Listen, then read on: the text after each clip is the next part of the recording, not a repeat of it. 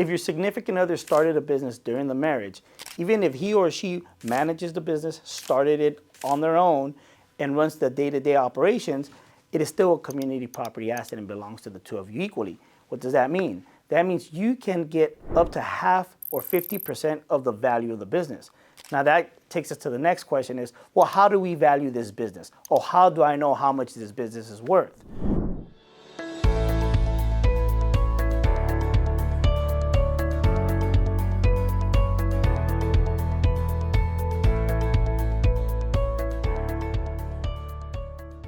Us as attorneys don't evaluate businesses, neither do judges. Typically what happens is a judge will appoint a forensic accountant, which is an expert in valuation of businesses, to go and assess this particular business that your significant other owns and determine two things primarily. How much is this business worth for purposes of divorce? And how much money does the owner make for purposes of support, if support is an issue in your case? Now, typically the way they assess a business is based on a number of things. It can be based on its assets. If it's an auto shop, they may have a lot of machinery and things that are worth a lot of money. That's one component of a business evaluation.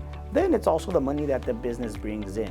And then at the end, what this forensic accountant does is they will furnish a report with what they say is the value of the business, or their opinion of what the value of the business is.